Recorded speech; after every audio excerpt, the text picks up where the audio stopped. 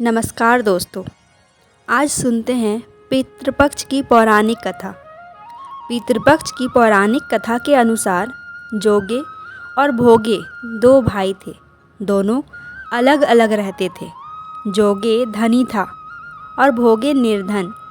जोगे की पत्नी को अपने धन का बहुत अभिमान था, लेकिन भोगे की पत्नी बहुत ही सरल स्वभाव की थी। पितृपक्ष आने पर जोगे की पत्नी ने जोगे को पितरों का श्राद्ध करने को कहा, लेकिन जोगे ने इसे व्यर्थ का काम समझकर टालने की चेष्टा की। लेकिन उसकी पत्नी ने उसे समझाते हुए कहा कि अगर हम श्राद्ध नहीं करेंगे तो लोग हमारी बातें बनाएंगे।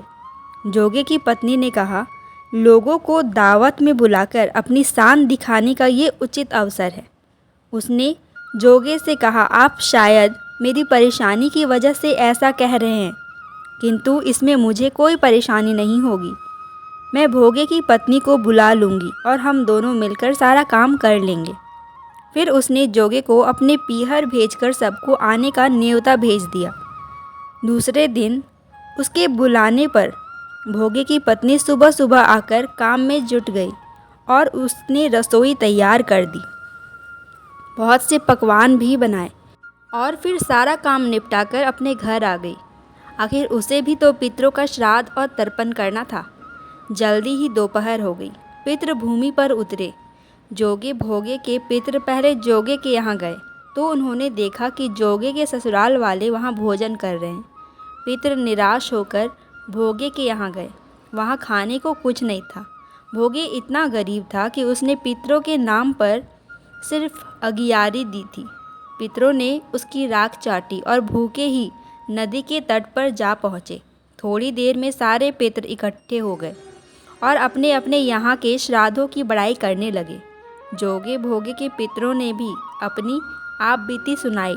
फिर वे सोचने लगे, अगर भोगे समर्थ होता तो शायद उन्हें भूखा नहीं रहना पड़ता, मगर भोगे के घर में तो 2 वक्त की रोटी भी खाने को नहीं थी। यही सब सोचकर उन्होंने भोगे पर दया आ गई। अचानक वे नाच नाच कर गाने लगे, भोगे के घर धन हो जाए, भोगे के घर धन हो जाए। शाम होने को हुई। भोगे के बच्चों को कुछ भी खाने को नहीं मिला। उन्होंने माँ से कहा, माँ भूख लगी है।